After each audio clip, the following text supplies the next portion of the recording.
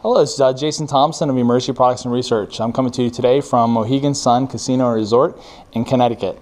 I'm going to be going over the Mustang traction splint, and we're going to start it by taking a look at the package itself. The Mustang traction splint comes packaged in a vacuum sealed package. As you can see, very thin, very low profile.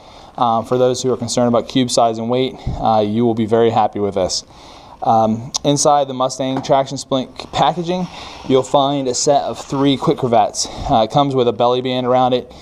These have already been used, so I'm just using these as my demo. You'll find that these have no Velcro on it. That is intentional, out of respect for our good friends at USAR. Those who are just dealing with in the hole conditions, Velcro is not a good friend of yours. We find that the actual hook and loop attracts debris, attracts pulverized concrete, sand, all those kind of things, and then mixed together with blood, sweat, and tears, it doesn't make for nothing but a big mess. So we eliminated Velcro. We went ahead and we chose a pretty decent length. We gave you a generous amount of crevettes, so you can use this to do modified sling and swath, to use this as a splint device.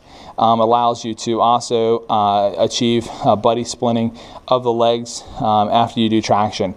So we have a generous length in there to handle all kinds of different scenarios.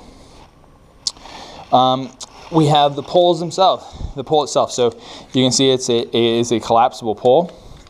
It's really nice because we can handle adults and pediatrics with this pole.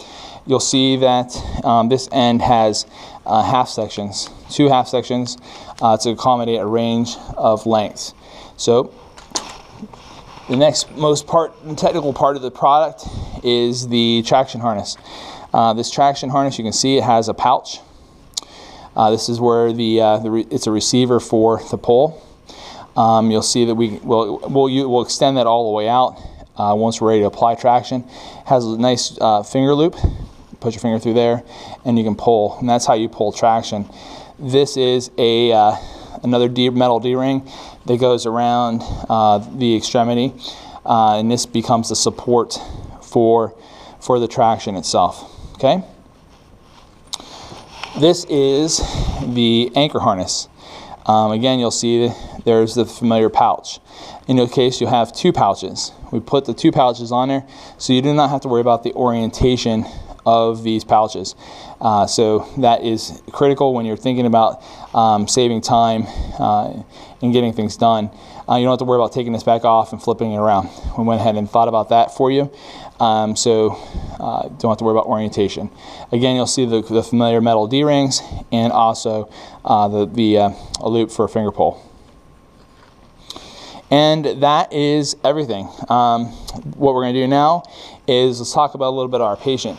Our patient today is a simulates traction splint trainer, and he is set at 200 pounds. The 200-pound rating, if you do the math, at 10% of body weight, at 200-pound patient, it'll be 15 pounds of traction. Well, if you do 10% of 200 pounds, you think that'd be 20, right? Well, in this case, our general rule of thumb is 10% of body weight up to 150 pounds. So, therefore, a 50-pound patient would be 5 pounds of traction. 100 pounds of patient would be 10 pounds of traction. 150 pounds of patient would be 15 pounds of traction, and that's where it stops. And then between 150 and 1,000 pounds, it's only 15 pounds of traction. And the reason that is so is that we know that anything over 15 pounds is excessive. At that point, you're hyperextending the leg and likely causing secondary damage. So we'll stop at 15 pounds. Now, with that being said, a lot of my conversations with trauma surgeons and orthopedic surgeons and guys who have a lot of experience in the field are finding that we are not applying enough traction in most circumstances. So we need to work a little bit better on our confidence and in our training. We need to understand muscle memory, and we need to make sure that we have the right trainers to do this. The Simulates Traction Splint Trainer is a perfect vehicle for that, and I highly recommend it. So with that being said, again, we have a 200-pound patient So we're going to accomplish 15 pounds of traction. I'm going to set my alarms here with audible, so we will let that set up while I'm getting this ready to go. So let me see here. So let's start out with the actual anchor harness. So I got my anchor harness.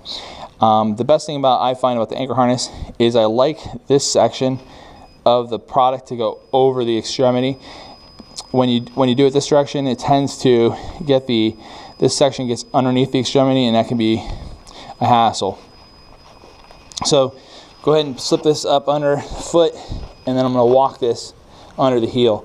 I'm going to do this so that you can see that we can do a range of applications. So I'm going to start with that at the ankle, and then I'm going to come up with my traction harness. I'm going to fully extend this length out here, and I'm going to take that up towards the head.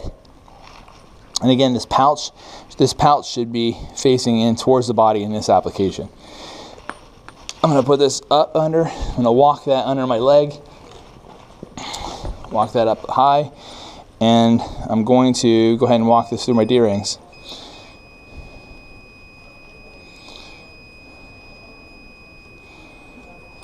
There we go. I'm going to tighten that down, and I apologize for that. The audible, it can be a little irritating, but again, it's perfect for training. All right, so I'm going to have that midline, so you can see I have my traction harness is in place. I've got my anchor harness is in place down here. Now I'm going to go ahead and take my pole. Pole is fully assembled. I'm going to take my pole up through this little loop here, the junction. I'm going to put that through there. I'm going to feed that up. I'm going to put into that pocket, into the receiver. Okay, so I've got that. I don't know if you can see that. All right. So again, where the pole's facing into the leg, it's in the pouch.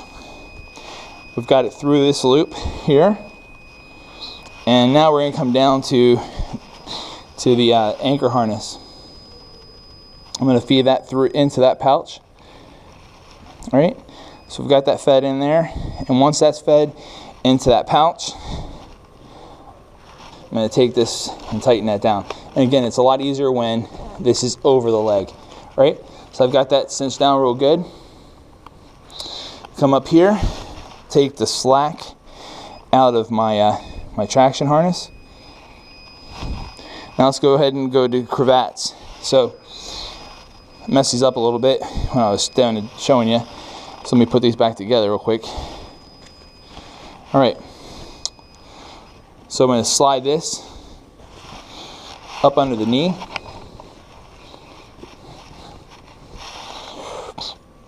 And with that up under the knee, I'm going to walk one of these up the leg. And I'm going to tie these off to the side over the pole. Try not to do my knots over my skin. Don't want to cause pressure points. Okay. I'm going to take this one up over the knee. Pay particular attention to this one. When you're doing a long pull application, you gotta make sure it's really critical that you get this one nice and tight and snug to prevent the pulls from bowing away from the leg. All right, I'm gonna take my third cravat, I'm gonna walk it down here, put it on my shin or on my calf.